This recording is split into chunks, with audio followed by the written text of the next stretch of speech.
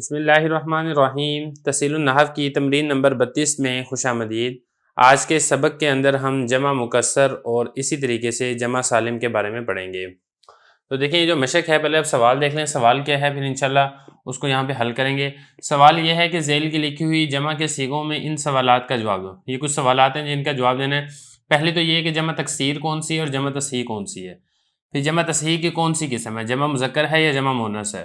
और जमा किल्लत कौन सी है, जमा कसरत कौन सी है, सुलासी की जमा कौन सी है, रुबाई, खुमासी और इनके वाहिद भी बताओ। ये सारे के सारे सवाल हमने हल करने हैं, लेकिन खुलासतन मैं सारी बातें आपको दोबारा बता देता हूँ। सबसे पहले बात कर लेते हैं जमा तकसीर की। देखिए, जो जमा तकसीर है इसको जमा मुकस्सर भी कहते हैं। ये वो होती है जिसमें वाहिद का वज़न सलामत ना रहे, ये होती है जमा तकसीर और जमा मुकस्सर। और इसी तरीके से जो जमा तस्हीह है और इसको जमा सालिम भी कहते हैं। जिस तरीके से जमा तकसीर को जमा मुकस्सर भी कहते हैं, इसी तरीके से जमा तस्हीह को जमा सालिम भी कहते हैं। इसमें क्या होता है, वाहिद का वज़न सलामत रहता है। और ये आमतौर पर ये होता है कि जब आप मुज़क्कर की बनाते हैं तो उसके आखिर में वाहिद के सीगे के आखिर में वाव नून लगा देते हैं या फिर या नून लगा देते हैं। और इसी तरीके से जब आप मुअन्नस की बनाते हैं तो उसके आखिर में अलिफ और ता लगा देते हैं। आमतौर पर होता है सही है। ये तो हो गया, जमा तस्हीह भी हो गया, हमने समझ लिया, और जमा सालिम जो कि मैं आपको बता चुका हूँ। अब आगे है कि जमा तस्हीह की कौन सी किस्म है। देखिए, जमा तस्हीह यानी जो जमा सालिम है इसकी दो किस्में होती हैं। एक जमा मुज़क्कर सालिम होती है और दूसरा जमा मुअन्नस सालिम होती है। मुज़क्कर सालिम में मुज़क्कर की जमा होती है और मुअन्नस सालिम के अंदर मुअन्नस की जमा होती है। एक बात होगी। अब उसके बाद आगे बता रहे हैं कि कौन सी जमा किल्लत है और कौन सी जमा कसरत है।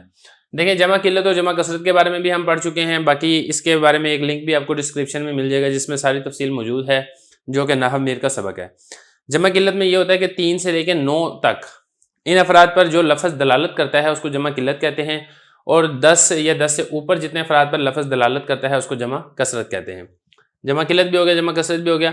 अच्छा, अब यहाँ पर एक चीज़ और समझने की है, वो ये है कि जो जमा किल्लत और जमा कसरत के औज़ान कौन कौन से हैं। देखिए, जो जमा किल्लत है इसके कुल 4 औज़ान हैं। उनमें से एक है अफ़अलुन, दूसरा है अफ़आलुन, और तीसरा है फ़िअलतुन, और चौथा है अफ़इलतुन। ये 4 जो औज़ान हैं ये जमा किल्लत के हैं। इसी तरीके से जो जमा मुज़क्कर सालिम और जमा मुअन्नस सालिम जिसके शुरू में अलिफ लाम ना हो, वो भी जमा किल्लत के अंदर ही शुमार होता है। तो ये इस एतबार से अगर आप जमा मुज़क्कर सालिम और जमा मुअन्नस सालिम बगैर अलिफ लाम को शुमार करते हैं तो कुल 5 बन जाते हैं। अगर आप उनको शुमार नहीं करते हैं तो कुल 4 बन जाते हैं। ये तो हो गया जमा किल्लत के औज़ान। बाकी इसके अलावा जो कोई जमा आती है वो जमा कसरत ही होती है। तो कुछ बातें थी जो हमने समझनी ज़रूरी थी। एक दो बातें और भी हैं, वो भी समझ लें। वो यहाँ पर यह है कि कौन सुलासी है, कौन रुबाई है और कौन खुमासी है। इसको ज़रा समझना भी आसान है। देखिए, सुलासी में जो जमा तकसीर का वज़न है इसका ताल्लुक सिमा के साथ है। क्यास को इसमें कोई अमल दखल नहीं है, वो किसी भी वज़न के ऊपर आ सकती है। अलबत्ता जो रुबाई और खुमासी है इसमें जो जमा तकसीर का वज़न है वो आता है फ़आलिलु और फ़आलीलु। यहाँ पे लिख भी देता हूँ ताकि बात समझनी आसान हो जाए। फ़आलिलु और फ़आलीलु, ये 2 वज़न है। रुबाई की मिसाल अगर आप देखें तो ये जाफ़र से जाफ़िरु। अब ये देखें, इसमें फ़ा आइन और 2 लाम है, और ये रुबाई की जमा मुकस्सर है। और इसी तरीके से अगर आप बात कर लेते हैं उसकी खुमासी की, तो खुमासी की जैसे जहमरिशुन से जहामिरु। इसमें जो शीन है ना वो आखिर से हज़फ हो गया, वो आखिर से हज़फ भी बाज़-औक़ात कर दिया जाता है। अब ये कुछ अल्फाज हैं जिनके बारे में हमने सारी चीज़ें तलाश करनी है कि जमा तकसीर कौन सी है, जमा तस्हीह कौन सी है, मुज़क्कर है, मुअन्नस है, किल्लत है, कसरत है, सुलासी है, रुबाई है, खुमासी है, और इसका वाहिद क्या है। इसमें पहला लफ्ज़ देखें मुस्तफ़ौना। देखिए, इसकी जो वाहिद है वो आती है मुस्तफ़ा।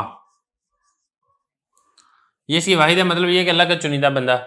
अब इसमें आपने ये सारी चीज़ें तलाश करनी है, जमा तकसीर, जमा तस्हीह, मुज़क्कर, मुअन्नस, किल्लत, कसरत, सुलासी, रुबाई, खुमासी।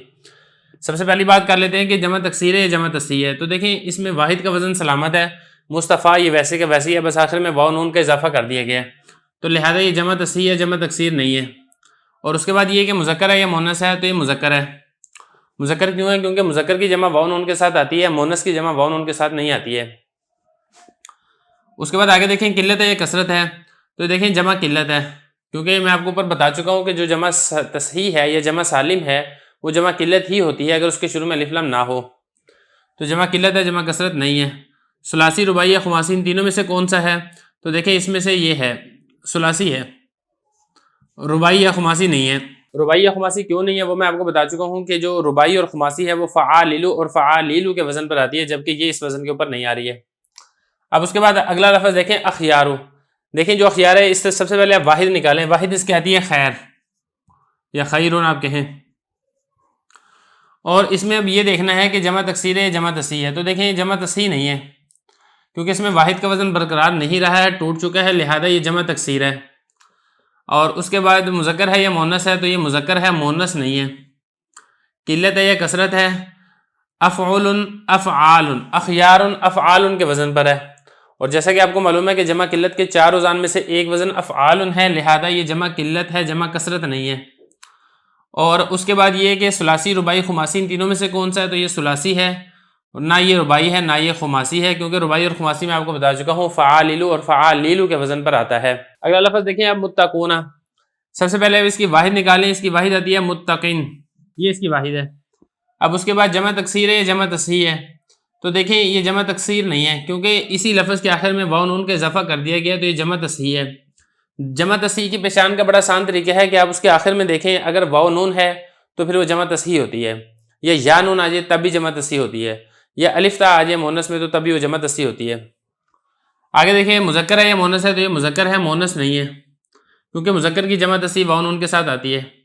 किल्लत है या कसरत है, तो ये किल्लत है, कसरत नहीं है, क्योंकि मैं आपको बता चुका हूँ कि जो जमा तस्हीह अलिफ लाम के बगैर आती है वो जमा किल्लत होती है। सुलासी, रुबाई, खुमासी में से क्या है, तो ये सुलासी है, ना ये रुबाई है ना ये खुमासी है, क्योंकि रुबाई और खुमासी वो फ़आलिलु और फ़आलिलु के वज़न पर आती है।